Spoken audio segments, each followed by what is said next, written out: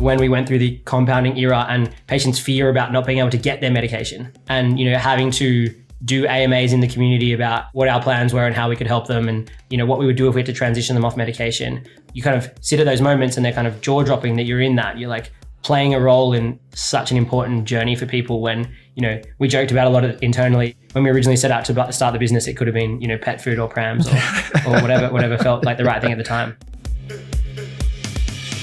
Welcome back to Wild Hearts. This is the third time Tim Doyle, the founder of Eucalyptus, has joined us on Wild Hearts. Each time is a banger and this time is no different. Last episode, Tim said that he wanted to shock the business into a new level of ambition. In this episode, we reflect on the journey that has turned Euc from a house of brands into one of the highest performing healthcare organizations in the world. We talk about the trials, tribulations, challenges, and wins. We will see Eucalyptus serving 1 million patients by 2027. If you enjoy this episode and want to listen to the other gems we've got planned over the season, I'd love it if you would subscribe to this podcast. It'll help others find Wild Hearts too. This podcast would not be possible without Melia Rayner, our head of communications and star producer, our marketing guru, Jonathan Bleakley, and from Welcome to Day One, Andy Jones. And finally, if you're a founder right at the beginning looking for investment, my LinkedIn DMs are waiting for you to say hi. And with that, here's my conversation with the CEO and co-founder of Eucalyptus, Tim Doyle.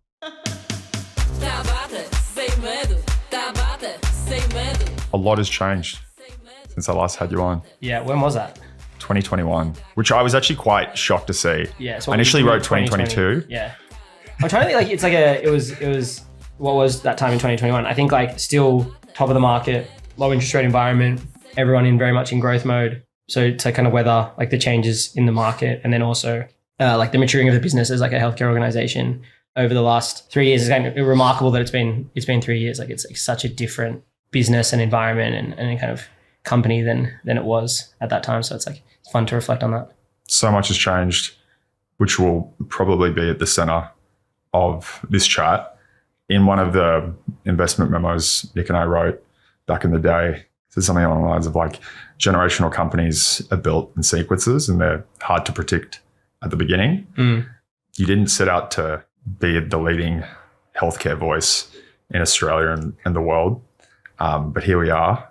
And I just wanted to start on how's that journey been to realizing that you are a healthcare organization? Oh, so we had our cycle opener, the first time we had a cycle opener a couple of weeks ago. What's a cycle opener? Oh, so every 4 months we like start a new cycle. We run 3 cycles a year and like introducing just what the business is trying to do over that period. And so this was our first one ever doing like a massive one of those with everyone in one place. And we introduced a kind of new set of kind of goals for the company, but also like a new mission for the company. Huge. And it's like the third mission we've had, I think, which is actually quite funny because like, you'd think that those things don't evolve that much, but like we had a very like build a great business oriented mission through phase 1, and then a like what does it actually mean to be a healthcare company oriented mission through phase 2, and then we're now starting on like this, like we are clearly a healthcare company. What does it mean to make a difference about to the healthcare of millions of people around the world over the next decade? And so like that has been such a stark journey, and then like the opportunity to reflect on that and think about like the first version of the business was very much about taking the skills that I had and using them to build a large company. Once it started to appear that a large company was possible, it was kind of a question of like what type of company that would actually be, both from an internal and external perspective. And now the last 2 years have been like so hard, but such a rewarding journey to being something that is actually making a meaningful difference in many people's lives from a healthcare perspective. And so you step back from that and you're like, oh my God, the thing that I now know how to do is so much more interesting and ambitious than what I set out. And so that opportunity is both like it's fantastic, but also not something that I would have expected at the start. No way. I mean, the responsibility of a founder is enormous already. It's probably an order of magnitude when you get into healthcare. Could you have predicted the shift in the weight?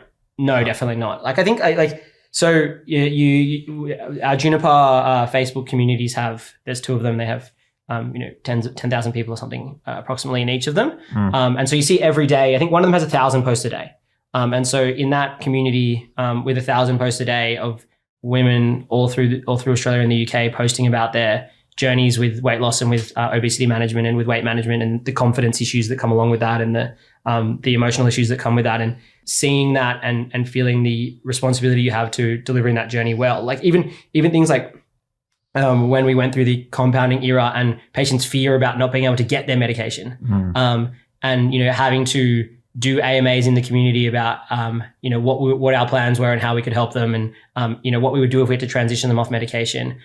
You kind of sit at those moments and they're kind of jaw dropping that you're in that. You're like, oh, I'm playing a role in such an important journey for people, when we joked about a lot of internally, and even I think probably in the first version of this podcast about like how when we originally set out to start the business, it could have been pet food or prams or whatever felt like the right thing at the time. Yeah.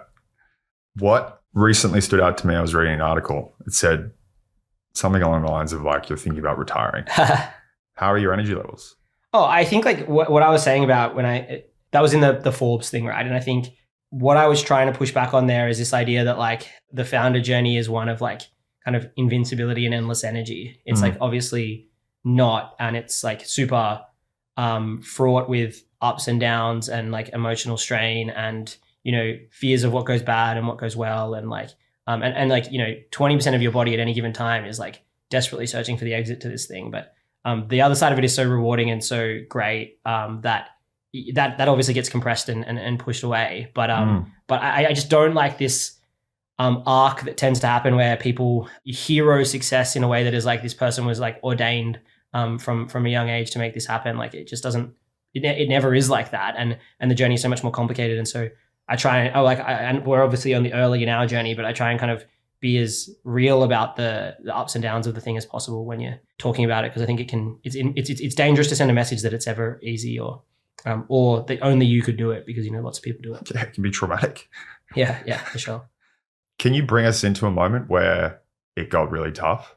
Yeah, I mean, I think what's the best version of this? I mean, we've been through several. I think the toughest moment was, so we had found out that there was no Ozempic in the country, and that there wasn't any sign to there being more. And we had thousands of patients successfully losing weight on either Saxenda or Ozempic, the two medications approved in the country. And there's now thousands of patients who have tasted momentum in this space, often for the first time, that are now asking questions about like what would happen if I can't get access to this medication. And so that's happening on one side.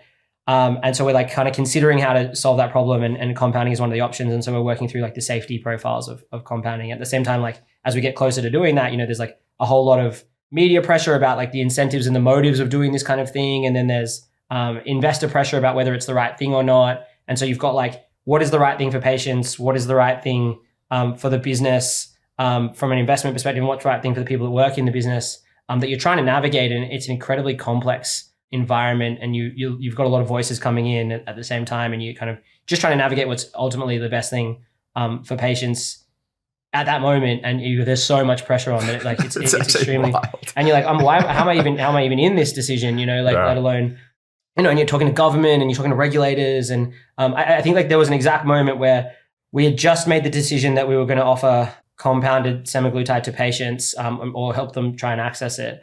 And we were at our Christmas party, and like it was 5 p.m. at the Christmas party, and the TGA, the ABC sent a push notification about a TGA announcement. So a push notification through the ABC app to like millions of people about the dangers of compounded product from a TGA announcement. And we were like, oh my God, like this is like such intense pressure. Even though like, we'd seen all the safety testing, we'd seen we'd seen all the safety testing, we'd seen everything, everything that we could have done to make sure that this was safe and high quality, to still have this like weight of pressure on was like, pretty incredible.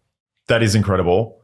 And in the back of my mind, I'm thinking, how the heck does one silence the noise? I don't think you like silence the noise, right? I think one of the things that's been really important about this company from very early on in its life is like there's a lot of really great people who work here and have been attracted to the problem that we're trying to solve. And so I think like ultimately you build the support infrastructure around you so that like when things are noisy, you have voices that you can go to, whether that's our clinical director, our legal team, our researchers, just people in the exec team or around the business generally, that like you have confidence that you can deliver this thing at the standard required because you've spent a long time working with people who can perform at an incredibly high level. And so you get energy from that internal capability, not from dealing with the external noise, which is inevitable. Can you give me an example of Like how did everyone respond at the Christmas party? I don't remember exactly. But I think like through that time, like people underestimate the complexity of communicating a change like that to tens of thousands of people, right? So you have to ensure that they fully understand and consent to what is going on. And so you have to ensure that they're firstly educate the practitioners so they understand what's going on. And then you ensure that the practitioners educate the patients and ensure that that's going on. And then you have to run an entire consent process so the patients understand what is about to happen to them, and you're checking that you've done that properly. And so, there are thousands and thousands of pieces of communication that go into that. And they have to be empathetic. They have to be clear.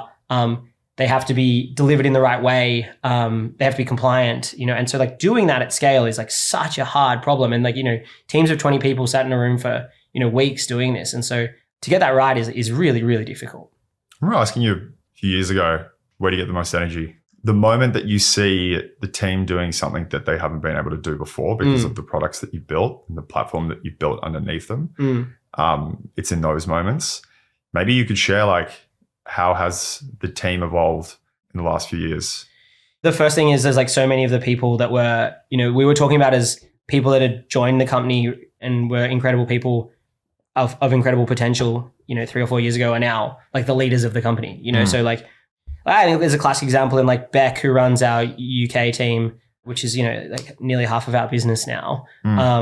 She started as like a relatively junior person in the business, grew over 4 years and is now, managing, what would be a multi-$100 million business.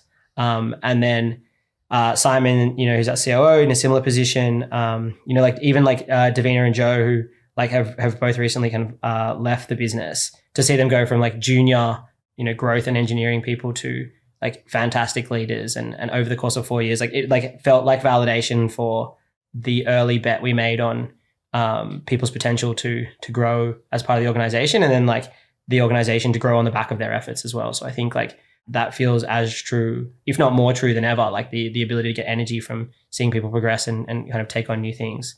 And then the kind of constant source of new energy is like, well, what does that mean to go from doing that at, 300 people to doing that at 3,000 people? What does it mean to attract the next generation of that talent? What does it mean for the people that we have now to step into those roles and take on those responsibilities?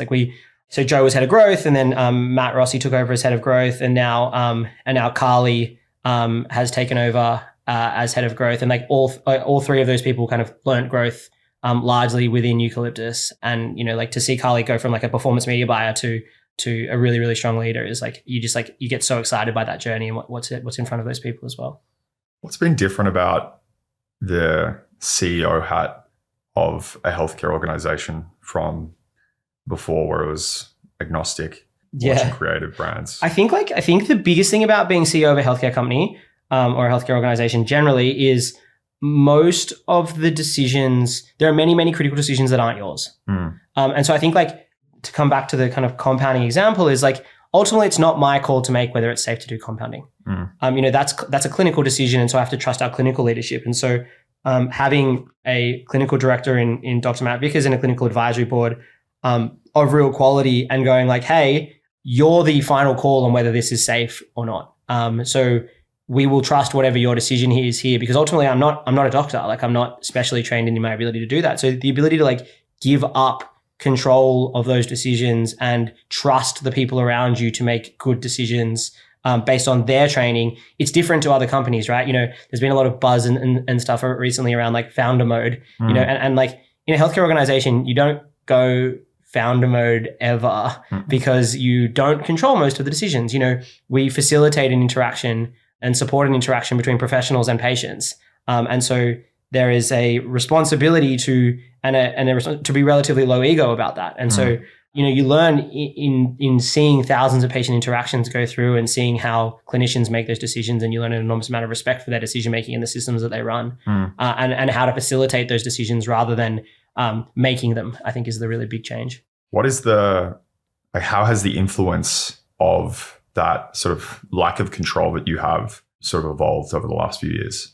Well, I think it's like you've got to build systems which you trust, right? So, over the last 3 years, we've built, a clinical advisory board, a risk and audit committee, a whole lot of safety infrastructure, both internal and external. audit standards, all of these type of things. And you can play a role in designing those systems, but ultimately the output of those systems has to be kind of decided over by clinicians. And so you build a lot of trust in those people to make good medical decisions, but good commercial decisions along the way as well. And so you end up orienting around building a great system rather than you yourself making great decisions in that space. And I think it feels foreign to people coming in, even in the context of making some of the macro clinical decisions we've made over the last couple of months. Everyone thinks that they've got an opinion that's valid on whether or not you should do a thing, and the reality is if you're a professional investor or you're a CEO of another company or whatever, your opinion is actually not valid on whether it's safe or not. It's just not. And so learning the humility to be this is not my call is a hard thing for people that are used to making calls. And so that's been a big lesson. Are you a control freak? No, definitely not. You can't be. You can't be you can be if you are a single-minded product builder. Yeah. And we've some of the greatest product minds in this country and in the world would probably ascribe to being controlling, if not control freaks. But I think and that produces great product in many of the examples that we know about. But in a healthcare organization, you just can't do that. You have to have so much trust in the expertise of others. And I'm not just saying in the medical decisions, but, in the pharmaceutical decisions, in the legal decisions, in the risk-based decisions, they're just not your calls. You can be a voice for a perspective, but the willingness to step back. And I think my job is to make sure that everyone has enough context to make the decisions they need to make across the many vectors that the business operates on. But actually making those calls, you just cannot be controlling because you don't have the mandate to do that. One of the things you can or cannot control is the media. What have you learned about your relationship with the media? Yeah, well, obviously I have a controversial history with a variety of Australia's technology journalists. It was hard for me because I think there's a phase in startup life where all publicity is good publicity. The hardest thing about media is getting media. And so if you can say something that might be perceived as slightly controversial or an opinionated take, and that leads to your business getting promoted in a way that it otherwise wouldn't have, that largely is a net positive. And then at some point that changes and you become a story, regardless of whether it's good or bad. And so then the incentives are for you to be written about, regardless of whether it's good for you or not, right? And so, the first time I featured in Rear Window, it was because of something I said on a podcast, and it was amazing to me that people were even listening to that podcast. But I learned pretty quickly that now there are enough people that would like to see us do poorly and enough people to like to see us do well, that there will be enough eyeballs attracted to content about our business, whether good or bad, that the age of me trying to get media to promote the business is over, and the age of me trying to manage the reputation of the business through media has begun. And that was quite a difficult transition because the long tail of things that you've said historically can come back to bite you in different ways. And so that happened to me, pretty quickly and pretty painfully. But I don't resent the incentives of the media or the media professionals in that, because ultimately their job is to produce content which people read. And so if I've said things which were designed to produce content which people read historically, then I can't be held responsible. I can't be angry. I can certainly be held responsible for the repercussions of that coming up later. And so while it was externally quite draining, because I didn't feel like it was a fair representation of where the business was at the time or what our goals were or what we were trying to do, I understood why it existed. And so then the job was just to get on the front foot with a narrative that reflected what we were truly about. And so I think my immediate response to there's an often shouted line in Australian media about a business like ours being commercially motivated and therefore not doing the best things for patients. And I think that's a subjective opinion based on a vague perception of what venture capitalists and venture capital backed companies do. And I'm well, if you're going to have an evidence-free discussion, we can have that evidence-free discussion, but I'm not going to win because, you can source whatever materials you want and you can slant the article however you want because you control the pen. And so our job there is to build a narrative that says something different and provides evidence and brings facts to this conversation. And so something I'm extremely proud of is, we've got 10 pieces of peer-reviewed research published in the last 12 months. Wow. And they talk about everything from safety to efficacy to adherence. Yeah, across a wide variety of demographics and countries and prescribing models. And so like we have brought facts to this conversation. And so the next time that these things play out, I would hope they play out in a way that is like, well, here is Eucalyptus presenting its evidence. Whoever chooses to present a perspective or a subjective view on the other side, all power to them. But the weight of things should skew or fall to a more fact-driven version of the discussion.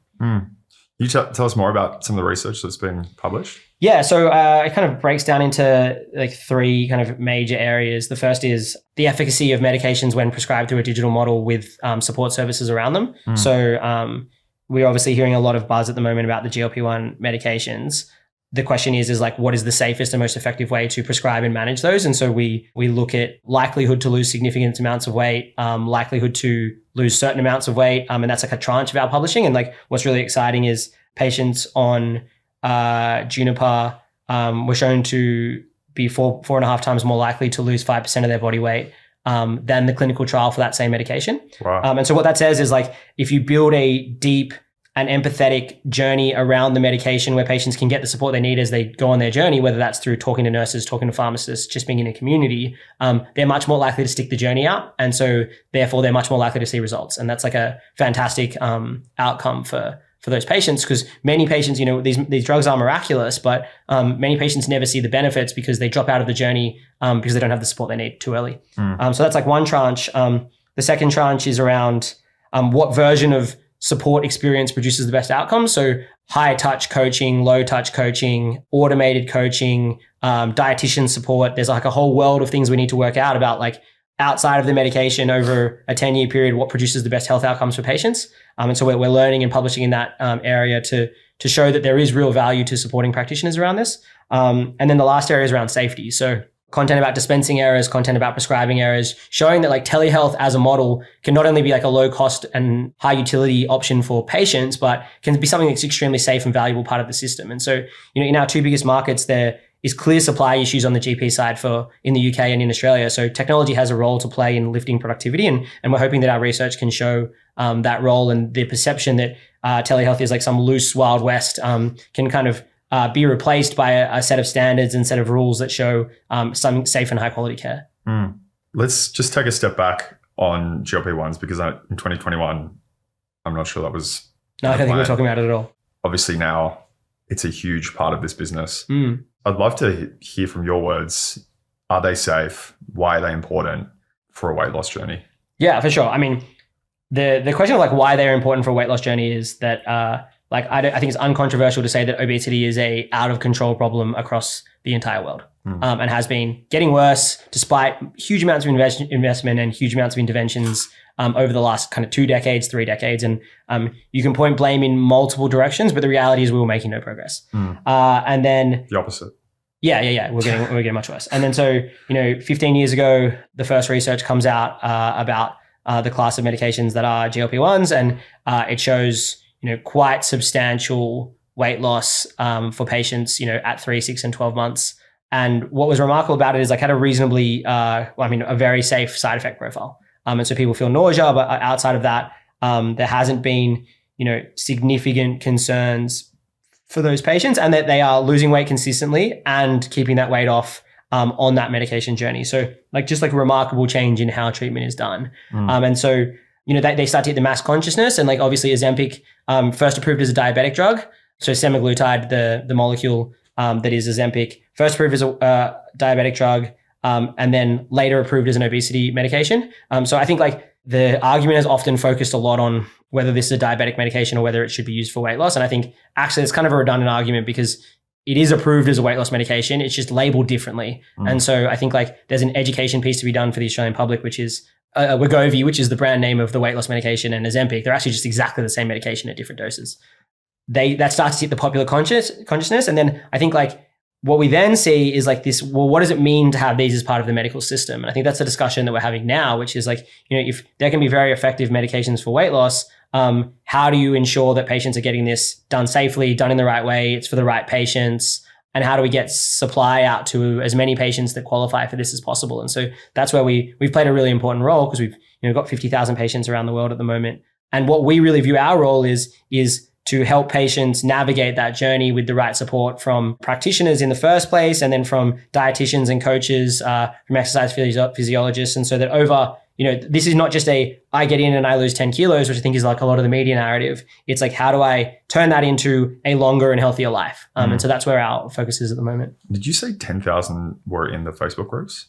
Yeah, 10,000 in each of them. Wild engagement. Yeah, the thing is, like, the very, very frustrating thing about the weight loss conversation, as it's kind of generally represented, is that it's an entirely aesthetic thing, and that it is like somehow shallow, and so therefore, like, and that it's cheating to do drugs for this, and that, like, why aren't people just every day we get comments on our Facebook ads and in our posts being like, why aren't people just eating less and moving more? That's like, that's what it's really about. That's what it's about, discipline. And it's like, that's just like so fundamentally not true. So firstly, like, obesity is like largely a genetic condition. And then secondly, like, once you have put on weight, it is so hard to lose. And so tools that help people on that journey are so powerful. And then it is such an emotional thing. Like, people massively underestimate the impact it has on people's lives to be able to, run around with their kids, to be able to kind of sleep better, to be able to have more control of their appetite. Like, it fundamentally changes people's outlook on the world. And we're like still stuck in this like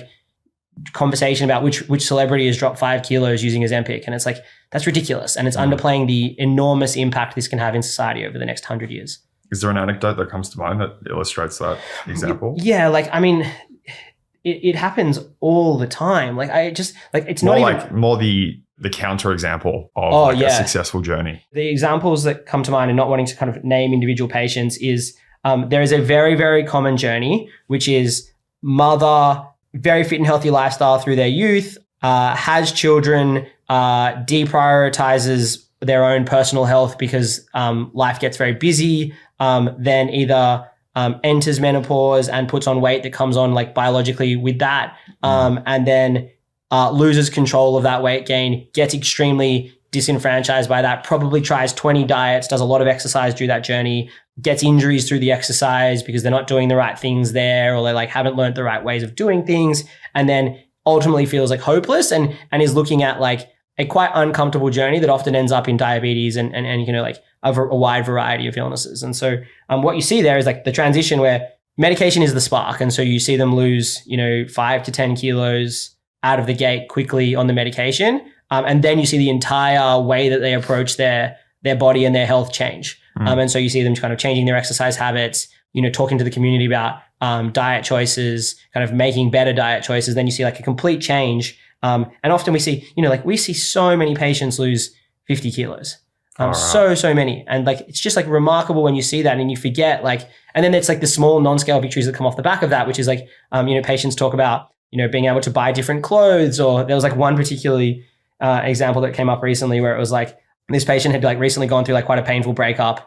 And one of the things that her partner had done during their relationship was like buy clothes for her a size too small to try and get her to lose weight, like completely psychotic behavior. But then now this patient was having all of these new clothes because they'd lost all this weight, and like so their newly single self had benefited from all of these clothes that had been bought. And it was an example that we talked about at our cycle opener. Is just like you forget how much people's mood and lives can change, through these programs. You talked to the telehealth advantage and like how you think about not just being a drug. Yeah, for sure. So the first is on access, right? So I think the reality of the modern internet is that people will seek health information on the internet. Like that's just an undeniable fact. And so being able to meet patients with high quality information and professionals and consultants at the point they're seeking that information is such a valuable unlock for those patients, because a lot of them will find out, we'll end up in edge Reddit forums, we'll end up in weird communities, we'll end up buying things from Pete Evans, and so being able to meet patients where they are with legitimate comms and legitimate practitioners is a real unlock for those patients as they begin their journey. A lot of them will just never get to the point where they actually seek proper help for this. So getting closer to those patients is a real unlock that telehealth provides. The second is under the access banner is, convenience and removal of friction in an environment where like it is often quite hard to get access to practitioners for many people. And so low cost, high quality practitioner interactions powered by technology is like a big part of the unlock. So, being able to do things largely online, largely when you need it, is extremely powerful for both practitioner and for patient. And I think like that's kind of the first era of telehealth. The second and much more interesting era of telehealth, I think, is then like, how can you build a multi-practitioner relationship with patients that serves them over the course of their lives? So patients, by interacting with Juniper, which is one platform that they can go back to every day, they can track their weight, they can track their mood, they can talk to their coach, they can talk to their practitioners, they can get diet support, they can get exercise support, they can talk to the community, right? So all of those things in one place mean that every micro decision that they make across their health is likely to be better because of the infrastructure that supports them on making that decision. So you go from like an episodic, at need, largely when you're ill oriented version of healthcare, which is like, I completely understand why it exists and is works great for most patients, to something that can be decision support across every decision you make. And I just think like ultimately if people are making better health decisions around diet, around exercise, around which practitioners they go and see, their chances of avoiding serious incidents get so much better. And so like we view our job as helping people to make good health decisions throughout their lives so that their chances of ending up in hospital go down. Whether that's working with their GP, whether that's working alongside a team of their practitioners, whether that's working alongside their specialists, that we're agnostic to how that ends up working. It's just that we want to be the decision support across all of the small decisions. So an example, a really, really simple example that I'm like quite passionate about in a weird way is like, it's really, really hard. Like everyone's trying to eat more protein, right? Everyone. But like most of your like, also, CPG companies and FMCG companies understand branding. So they will put protein stickers on everything. And which protein bar is the best protein bar? I would guess low sugar. Yeah. I would guess high protein. I would guess, depending on what you're trying to do, probably low carbs. Yeah. I mean, that's probably a good heuristic, right? So how many people actually know that heuristic, or how many of them just walk into and go, oh, that's a protein bar, that's what I need. Yeah. Or that's high protein, that's what I need. Yeah. And so you see so much sugar in these things. And so it's like, it's not easy, right? And so I think health education is like the opportunity for us and decision support along like a really complicated journey, but technology lowers the cost of interactions. And so if you can drive the cost of high quality interactions as low as possible and then drive up the number of those interactions, then you have a patient that feels supported across you can support many more patients, and B, those patients are supported across a much more diverse journey. And ultimately that means that they don't end up in hospital. And hopefully, that's what the research will show over the next couple of years. Thought experiment. If there is an uncapped number of GLP-1s and the value accrues to the drug manufacturers, then you ultimately could see the commoditization of those drugs, those prices decline, and the value sort of slither away from Euc to them over time. How do you think about that risk? Which is, by the way, obviously many years away because the inverse of uncapped is true. I want uncapped supply, right? I want to see a world in which patients can access these medications as freely and as availably as possible, and ideally as low a cost as possible. Because I think the societal benefit of as many people having access to these as possible is enormous. Commercially, I don't view it as advantageous to us anyway. I think this is a wedge for people to start to treat their health differently and to build a relationship with practitioners on the Eucalyptus platform that will evolve over time from one that is like largely around medication access through to one about all of healthcare management. And so I think like if we were hedging our bets on being the margin-driven medication provider, I think that would be a ridiculous long-term proposition. I think it's like our goal has to be, and has been for some time, is like how do we use that wedge to build a relationship with patients where we can be decision support across all of their health. And how can we provide as many services and as many products along that journey to help them make good decisions. And so, Compound is a bet in that direction for us. Like it is, like it helps with weight loss for men and body recomposition for men for sure, but it has a much broader mandate to do diagnostics. It has a much broader mandate to do kind of exercise planning, to do support on kind of transforming your general health rather than specifically being about medication access. And so I think if you want to look at the future of Eucalyptus, you should look at what Compound is trying to be and then what Juniper can be alongside that. And I think that is the future as we see healthcare evolving over the next decade. Talk a bit more about Compound, how it's different to some of the emerging competitors, and why you're excited about it. Oh yeah, I think like the idea of extra health information for the worried well, whether that is through exec health checks or super premium diagnostics. I heard a anecdote from a friend who was telling me that she was one of the first people to go to the longevity institute in the US, which was like one of the original longevity doctors, and got a full body scan and had a kind of a growth or a lesion that was unidentified, and so spent 12 months worrying about something that actually had no impact and no treatable, nothing treatable. And so like I think this idea of just like data for patients is good for the patient's sake is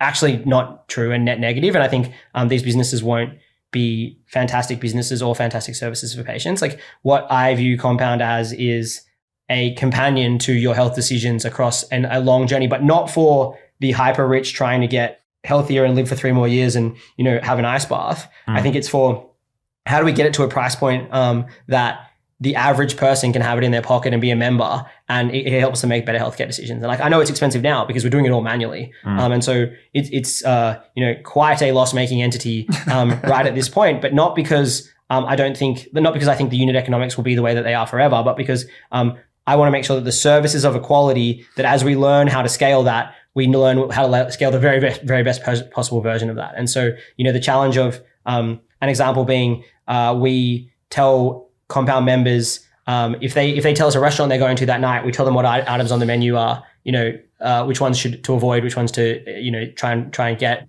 what they might like, like that type of thing.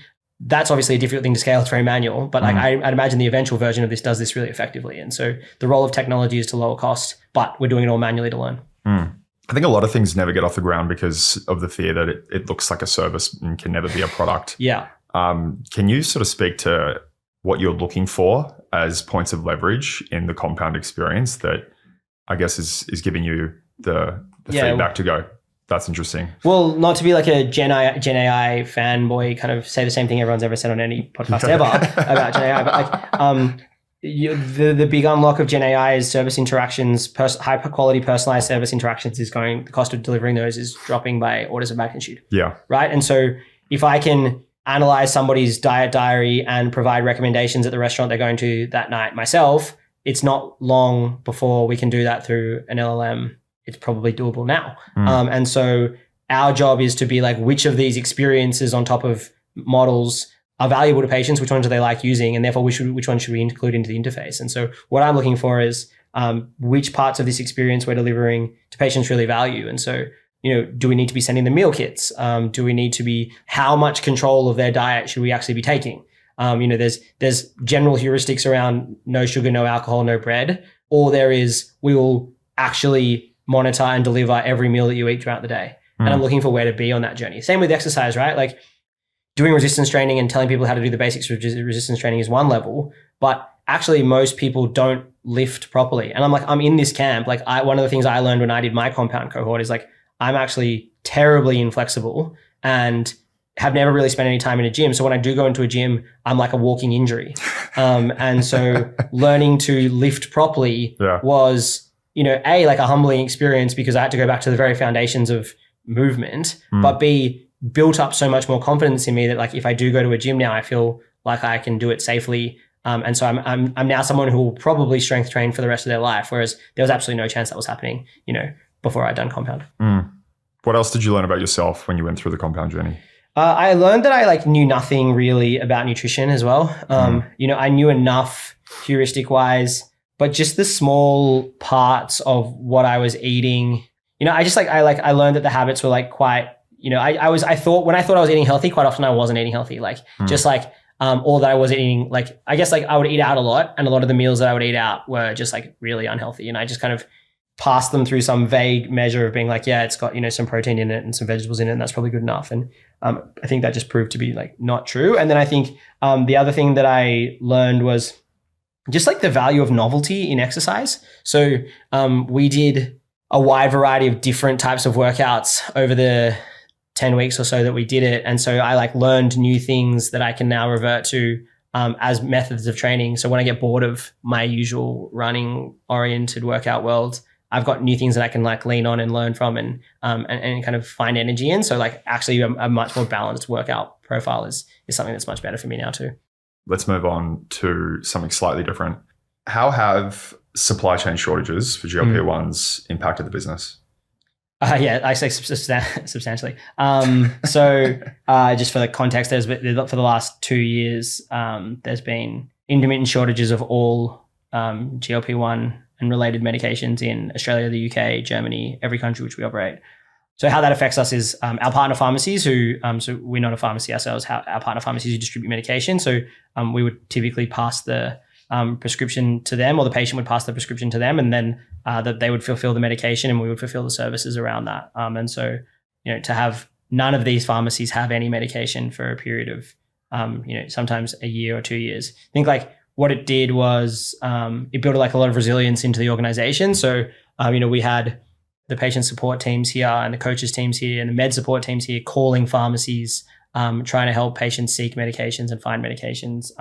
We had, conversations with, the international drug manufacturers about when supply would be coming back. We had the entire kind of compounding era. So I think as a lesson kind of extrapolated out, it built a lot of resilience into the organization and into the team. And I think lots of startups have these type of experiences, right? That are these existential threats that are kind of binding for the group and things that kind of teach you what's possible under pressure. There are many canonical examples of pivots and crazy near death experiences for businesses where teams bind together and find a solution. And I think the last 18 months has been very much that for us, in the sense of I think it's built resilience into the org, but also raise the ambition of what's possible, because if we can get our patients through that, then we can really make an impact on healthcare more broadly, because it's forced us to build such deep relationships in the system as we've tried to navigate on behalf of our patients and advocate on behalf of our patients. So I think now the ambition is way higher and the resilience is higher because of that as well. Do you have a story that comes to mind? Okay, so maybe actually the UK is a better example. That business had gotten off to a really good start, had a few thousand patients, and then all of a sudden 0 patients. And so we were talking to every single wholesaler of medication. We actually own the pharmacy in the UK, so it's a different system. And talking to all of the individual wholesalers of medication, and it got to the point where we were talking to providers, and they were like, yeah, we can get you 10,000 units. And we're like, really? This seems a bit dodgy. And it's yeah, I've got deep, long lasting relationships with these drug companies. And so they're like, if you transfer us $1 million tonight, we'll get you the medication. And so. And it turned out to be entirely fake. Yeah. And so you've got members in the team trying to pass whether or not these secondary market people were legitimate and whether or not the medications were legitimate. And then the pharmacists are trying to work that out as well. And so it's this extremely intense, high pressure environment. And then you kind of come through that and you've built a system which can, through that, we built a system where we could distribute medication, from a lot of different types of pharmacies and different pharmacies. And so now you're okay, well, the experience for patients is way better as supply kind of normalizes because we can get the medication faster and from more places. And so it's a better experience, but it was a painful one to get through. What did you learn about setting expectations and rallying around what's been really tough over the last 18 months?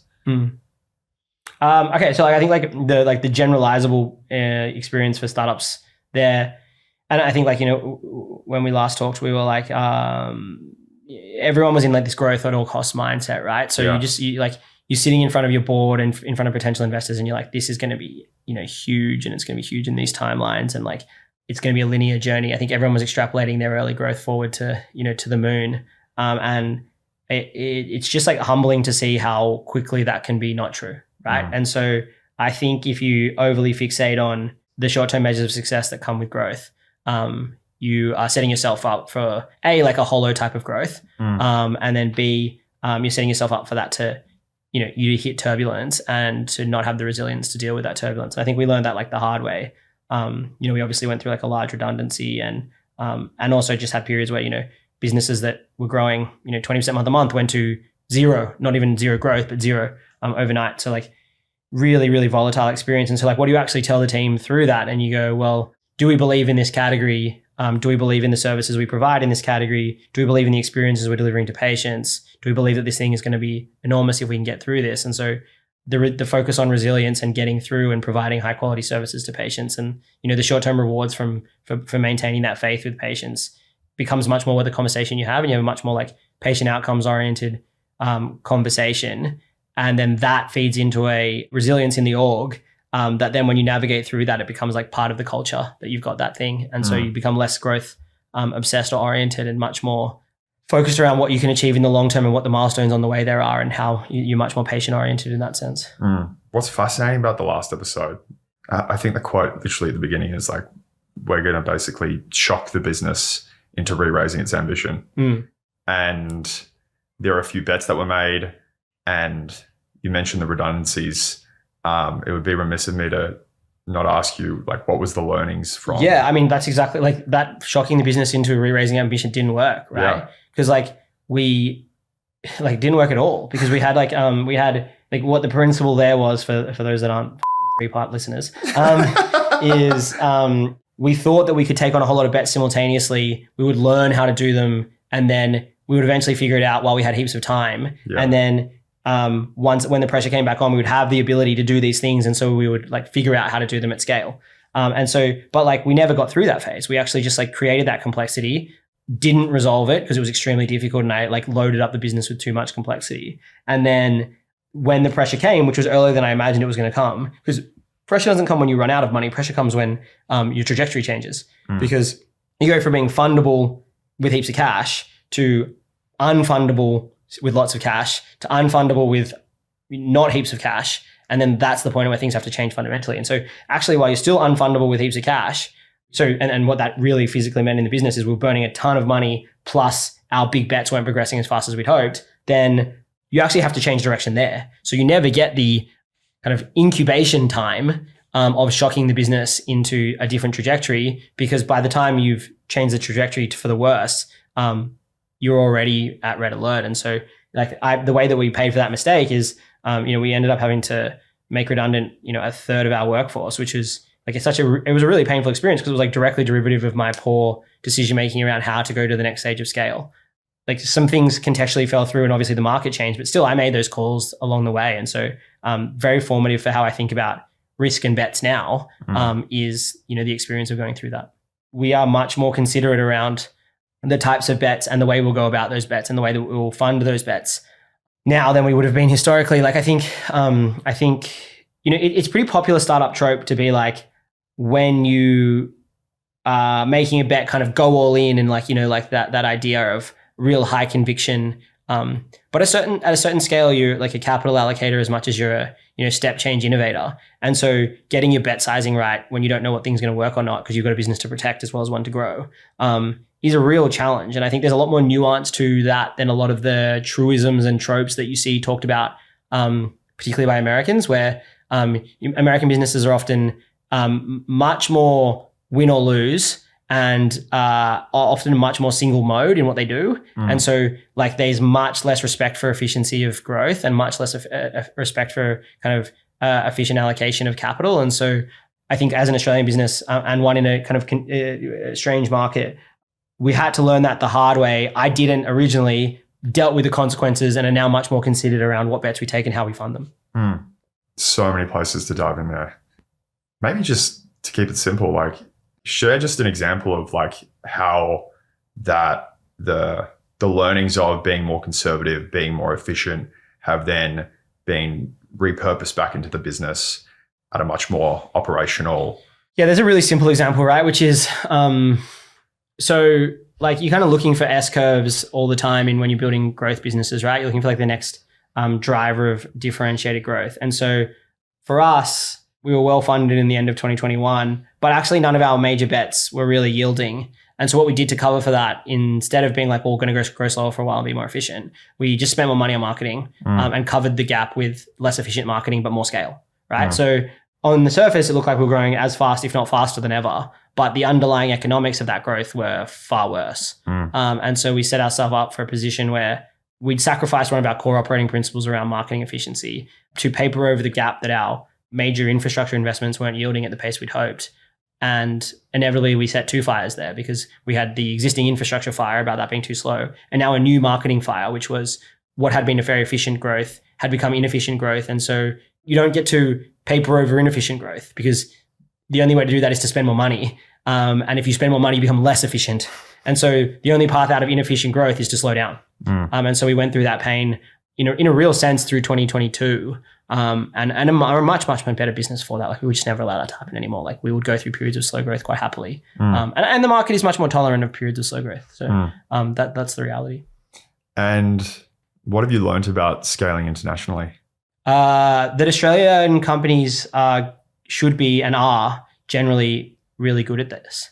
So there is a natural cultural element to being Australian that drives like a acceptance of like different cultures, I think, and then B, a willingness to put yourself out there in different places. I think like just the inherent like love of travel that is pretty common among like people, Australians in their 20s, when you compare that to American college students or others. I think like that means that we're very fast adopters of new cultures. And so when a lot of American companies, when they go to Europe or they go to Asia, they're just cultural cancer because they like don't know how to localize. They refuse to acknowledge the norms of other markets. And so Australians, by our culture, should be really good at this, but also often like our lack of ambition as a country stops us doing that. So like I've just learned that like our teams, largely made up of Australians, are up there talent-wise with anyone in the world.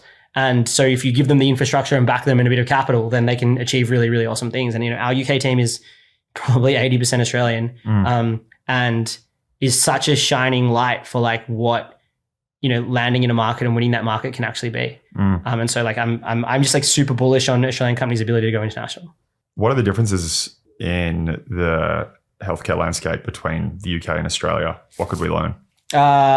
So the NHS is in a tougher spot than the Australian healthcare system because they have a supply side crunch on practitioners that's much worse than our supply side crunch on practitioners. And so like luckily Australia can be a net importer of doctors in huge numbers, and that covers for some of the issues. I think 50% of practicing GPs are born outside of Australia. And yeah, wow. I think that's right. That might not be exactly right, but it's close. So that covers over some gaps. The UK has much more had to adopt technology as a mechanism to cover those gaps. And so you see a much greater willingness to adopt technology at the practitioner level, at the system level. And so therefore you see like a much more mature digital health landscape. I think that eventually comes here as well because like supply problems are real. But so yeah, you kind of have to see how they've got through the pain that they're dealing with, and like they're not fully through it at all. But the willingness to adopt technology as a mechanism of raising productivity is probably the number one thing I've taken from that market. If the weight management products are now such a big percentage of the business, how has your view on allocating capital evolved? I think it's consistent with what we said originally. So if you go back to our seed deck, which is like out in the world now, it says like in 5 years we'll have a $500 million revenue business, and it'll be made up of one $250 million brand, one $150 million brand, and a bunch of $30 to $50 million brands. So we're 5 years in now. We're not close to 500 mil, but hopefully be there in the next couple of years. So a bit overly optimistic. But composition wise, I think that is where we are. We have a leading brand in Juniper, a secondary really strong brand in Pilot. A range of smaller brands, and one that I'm really excited about the future of in Compound. So I don't necessarily think we've been wrong there. I think we're in a phase where the focus is on Juniper, but that phase may or may not last forever. And we'll continue to like allocate into what we think the best opportunities are at a given time. How does Euc work with regulators? I super proactively, and I think like in the most part, regulators often get like a bad rap in like startup land or kind of corporate world for red tape. I think actually we found Australia's regulators in the most part to be super pragmatic and super forward thinking, particularly in the health side. So like we've had a lot of good conversations with the TGA over the life of the business about how content on the internet around telehealth is going to work. There's been some situations where they haven't been supportive of what we're doing, but it's understandable. And then you've got the health department as an example of someone that like is really forward thinking and tries really hard. And then I think like where you run into some like more issues is where you have the doctor kind of like more like lobby groups or the colleges. I think like that's where there tends to be more friction because they're representing the interests of what are largely like brick and mortar doctors who feel a little bit threatened by the model. But those aren't regulators, right? Those are just industry bodies. So you have to have a dialogue with industry bodies, and when disruption is happening, then you're going to have a dialogue with those, sometimes confrontational with those industry bodies. But as long as like the regulators are working off a fact base that we're supporting and trying to create, then I'm super confident in our dealings with them because I think like they're largely really practical. Tell me about Tim in 2021 and Tim in 2024. Yeah, I think like the thing that I reflect on most is like kind of like naivety to I think like the same principles of company building I believed in then, but just like the naivety to the variance that could come. You know, it was just so early in the journey. So I think like people shouldn't kind of speak like they've solved problems, you know, when they're in the first part of their cycle, the cycle, and it's like Series A time, and like it's just like you just don't really know anything yet. You know, you're kind of naive to the challenges that are to come. Yeah, like I think that was the biggest thing. And I think like now like as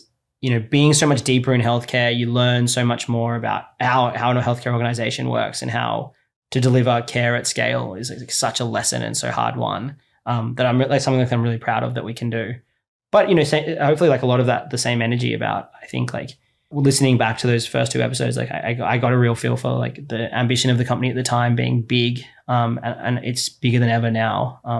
And so I feel really excited about what is to come. And I think like the thing that, I guess the thing that stands out about my thinking at the moment is, even though you are ambitious early on that you can build a really great, you know, globally impactful company, when the opportunity starts to actually like show itself as real, it's a whole different feeling. Like, you know, like like 1 million patients feels within touching distance, right? Like 1 million full care patients feels close. And that's like remarkable. And then 10 million, you know, doesn't feel ridiculous. And so to think if we would be providing care to 10 million people is, you know, within 5 years time is just like amazing to me. And so yeah, I think like the 2024 version of me probably a little bit more circumspect and kind of aware of the ups and downs, but also I think hopefully like maintain the same sense of ambition.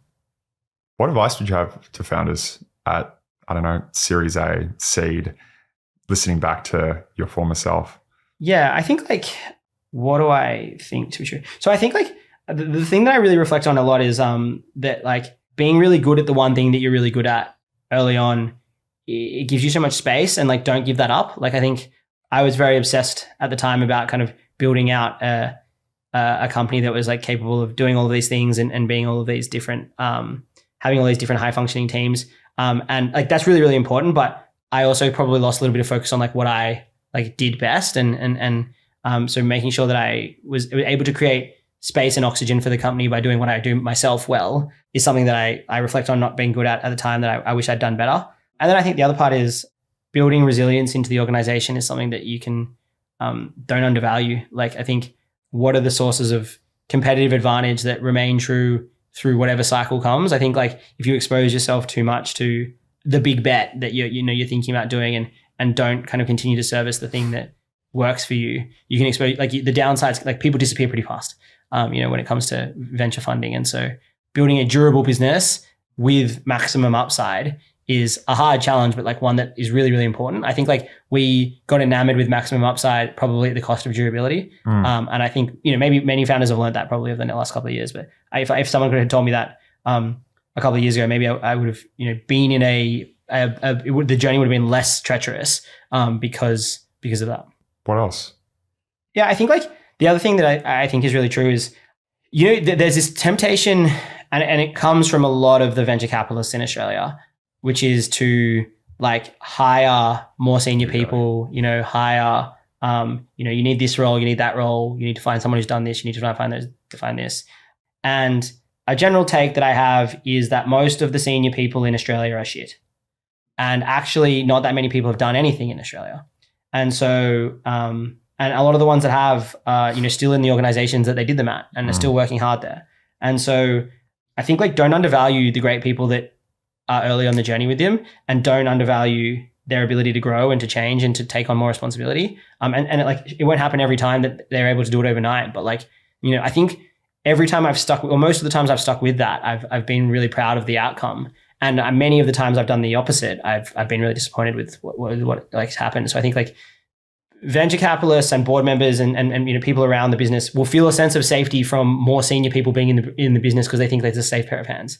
But the reality is like if you think you've got great people, they can become that and more if you stick with them. And so I think like that's one thing that I reflect on as a piece of advice I try and give. I love that. It's an Australian thing as well, right? It's like it's such an Australian thing to be like, oh, I need to get a big name chief operating officer from Stripe or whatever. And it's like, no, you don't.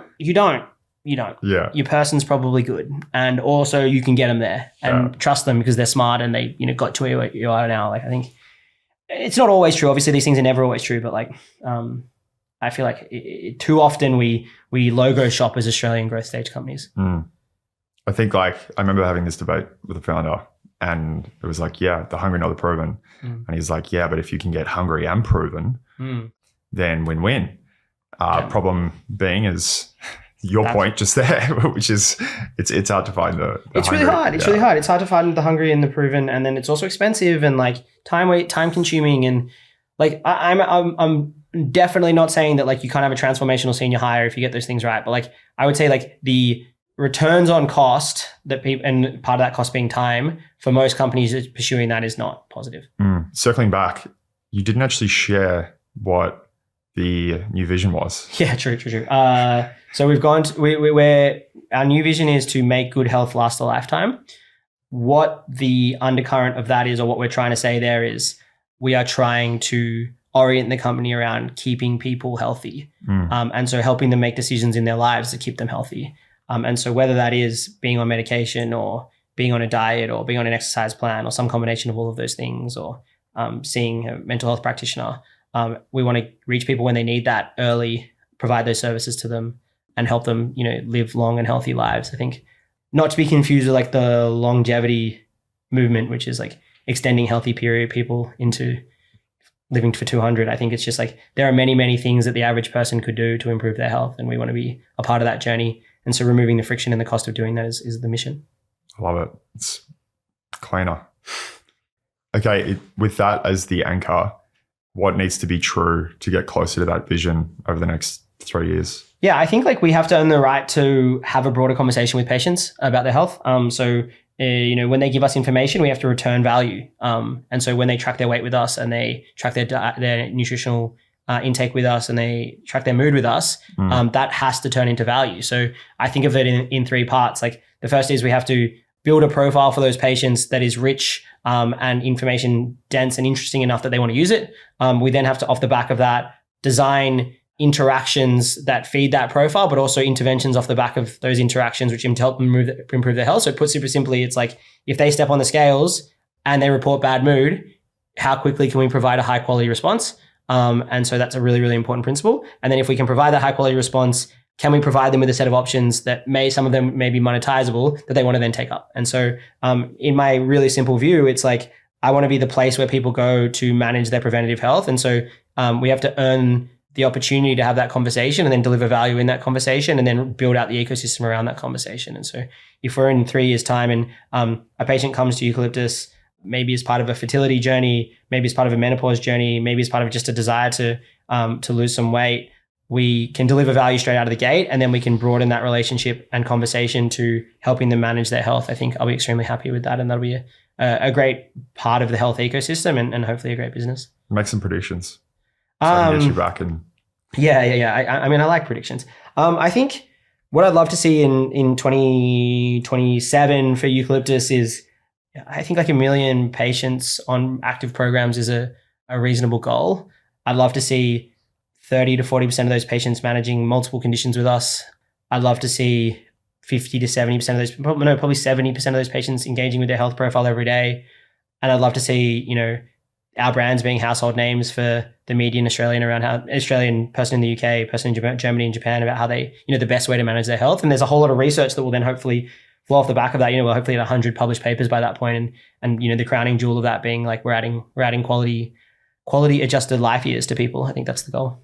What's the advantage of being that honest? Yeah, that's a good question. I think like, look, when the first time we did this podcast and both times we've done this podcast and many of the other things that I've done is like, I think like trying to be transparent with what we think is possible, it attracts people to the business. I think like I was reading a kind of piece of content recently about like the interacting with the media and being honest and transparent in the way that you do that. And there's huge cost to doing that. Like reputation management is a two-way street, but ultimately I think like you're going to alienate people and you're going to attract people. And like, I'm comfortable with alienating people.